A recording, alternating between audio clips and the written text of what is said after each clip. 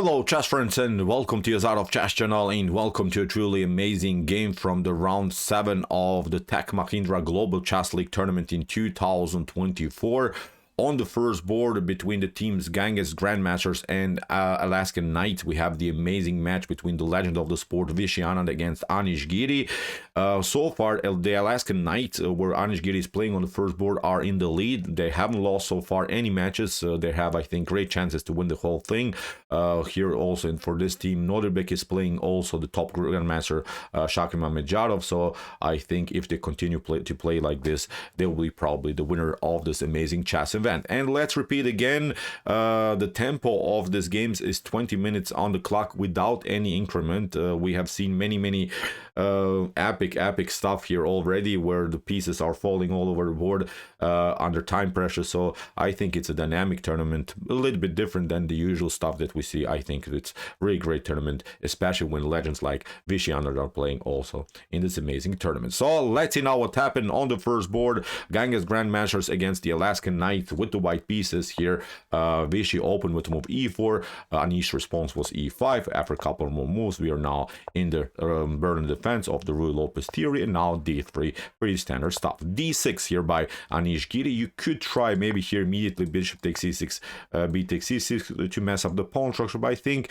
in the next couple moves Black will eventually find a good way to break and enter with the move d5, then of course to develop the light square bishop. Still a risky choice of course for white to give up the bishop pair in the early stage of the game. So that's why Vishy castled. Here we have bishop to d7. Now Anish is not allowing this bishop to c6 move, and after move c3, a6, bishop to a4. Here Anish plays a very interesting slide line, plays in sort of a King's Indian defense style with this fianchetto g6 and bishop to g7. It's not, of course, the King's Indian, but with similar strategies, with similar ideas.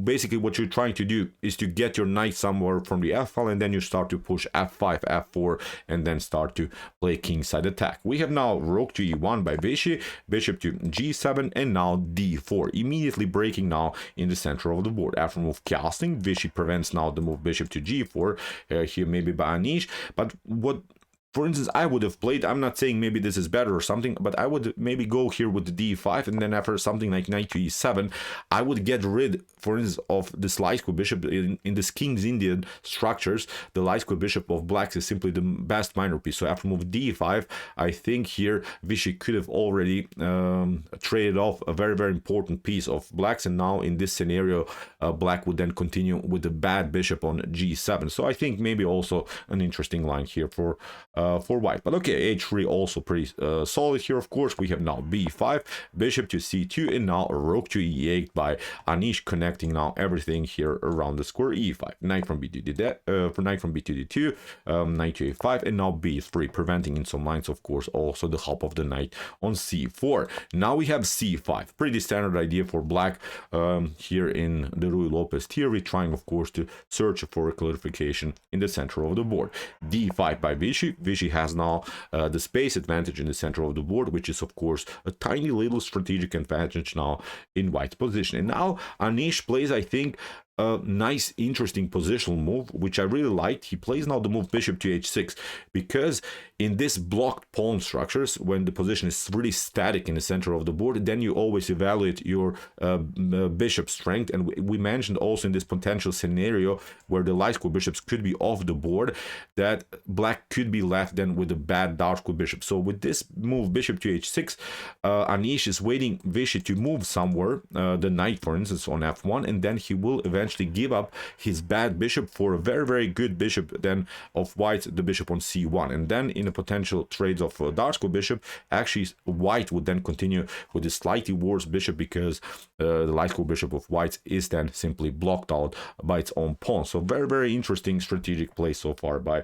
Anish Giri. We have now here b4, we have now knight to b7. Now comes this idea, and here Anish immediately trades off the dark square bishops. Now he has a slight slightly better piece here. Look at this, bishop on c2, not so well placed, simply blocked by its own pawn. And here the light square bishop of blacks has now both of these diagonals covered, has I think a better activity. So here Anish has already equalized the game, and we have now a5. You see here black can immediately go for the attack. We have now a3, queen to c7, good rook connection now by Anish Giri, and now after bishop to d3, rook to c8, placing the rook where already white's queen is. If something clears on the c file, of course, then the queen could be in danger. Queen to d2, now Vishy also connects now the rooks, and now here Anish, I think for the first time of this amazing game, doesn't realize that he could have here already a great advantage on the a file. And I think the battle on the a file is something thematic here in this game. Both players will, I think, miss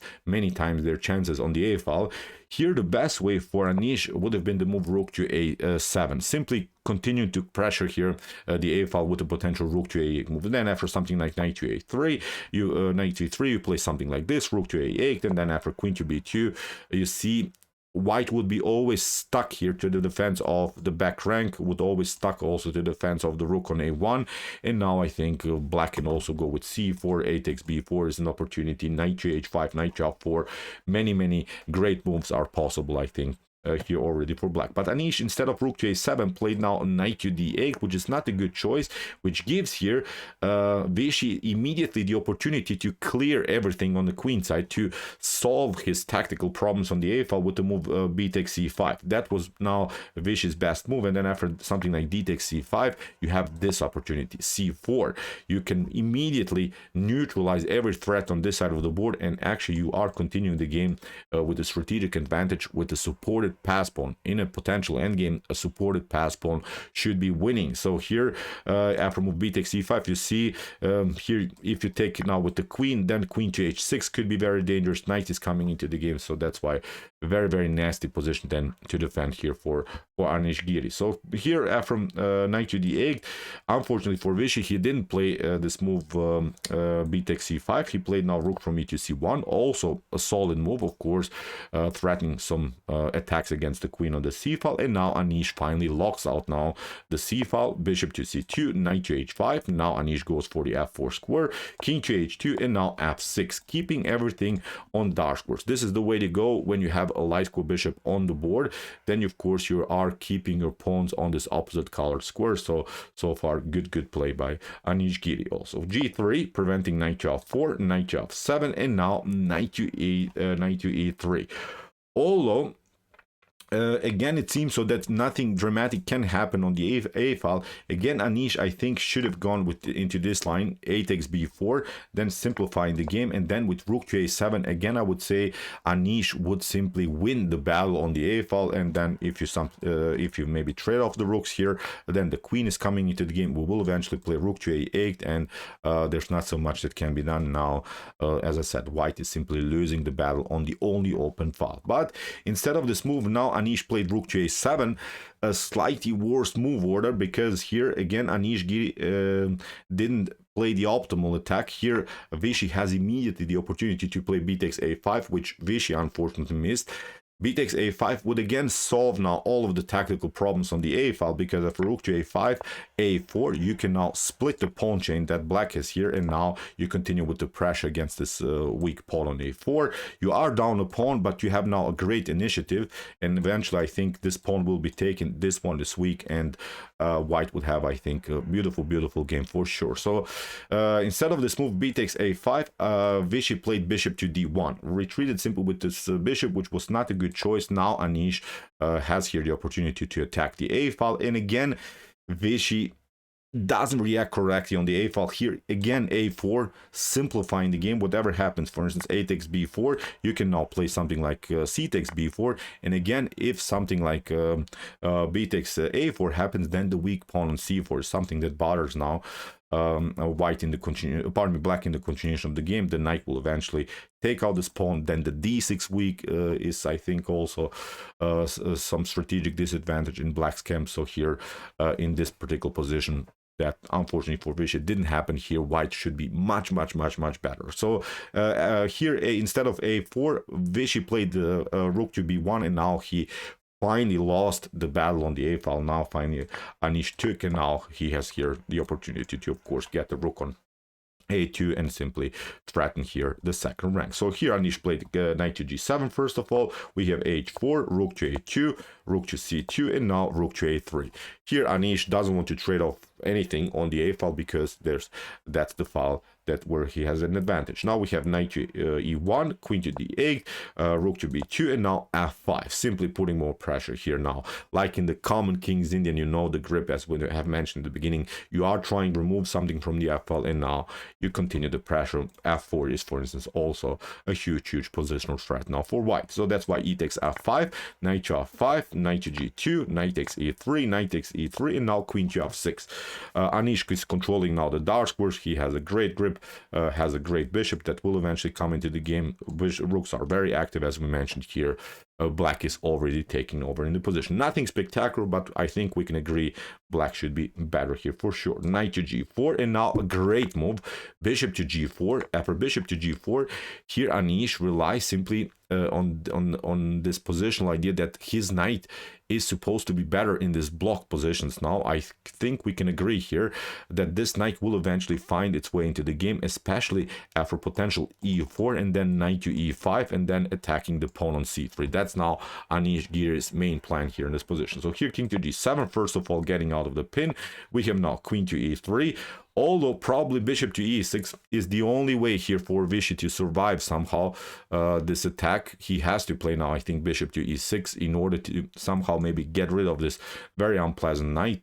He played now e3, allowed here Anish to play the move e4, and I think from this point on the game becomes really one-way ticket in black's favor. Great move by Anish. He sacrificed temporarily pawn, but now he took this one. Also knight to e5 is perfectly fine here. Here again, black should be much better. You don't have to even take out the pawn on c3 immediately. But okay, Anish took. We have now king to g2. Now he traded off everything, and now knight to e5. Look at this. This knight is so well placed, fixed now on the square e5. Anish Giri finally has now this supported pass pawn, which is now in a fully endgame stage, a potential advantage. So if the game clears, if there's nothing on the board, if the queens are off the board, the rooks are off the board, then in a potential endgame here black should be winning with this beautiful pawn structure. So here of course Vishy is trying to battle. Knight to d3, great square for the knight. We have now rook to e2, queen to e5. Why not? As we said, if black reaches the fully endgame stage, and again black is completely winning. And okay, you can maybe trade it off. Then again, the knight is coming here. Vishy tried queen to f3, but now a beautiful move here by Anish. Knight to e1 forces now the exchange here, and here black is completely winning. h6 by Vishy. Now we have king to h6, queen to f4. Nothing dramatic is going on. Here Anish has, of course, enough time to bring the rook into the defense. First of all, he has to probably secure his position, but the rook is close enough, the queen is close enough, and it's a completely winning endgame. Bishop to f3, queen to c3, bishop to e4. Here Anish attacks now the bishop, f3, c3, simply pushing the passer, and now queen to c5. But although this move is evaluated as an inaccuracy, I'm not seeing even better moves here. Even if you try something like king to h3, then we'll cover, this pawn will be pushed, and it's again game over. So after queen to c5, Anish welcome this move, traded off everything, and now simply has also now two connected passers here. And again, the king is close enough to the action, the rook is close enough to the action. Nothing can be done with these two pawns. Here Vishy tried to block now the position on the queen side. Anish gets the king closer, and after move d6, king to e5. In this particular position, Vishy Anand resigns. So what to do, even if you try something like this, d7, black's king will eventually pick up this pawn. This rook is controlling, of course, the back rank, and in one moment we'll start to push this one.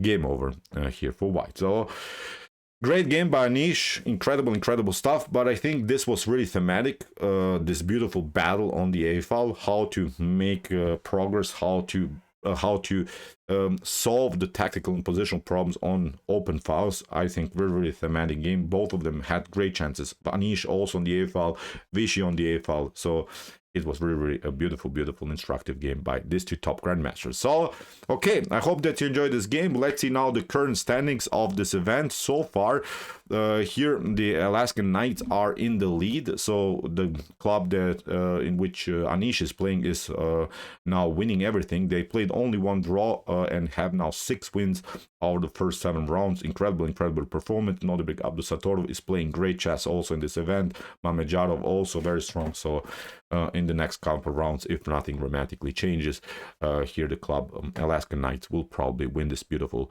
Tech Mahindra Global Chess League tournament in 2024. Okay, if you want to see some other games that we have covered from this event, check out our coverage. Here are some beautiful games, and if you like this content, hit the subscribe button. See you soon with some more videos, and what do we say in the end? Chess is the best, of course.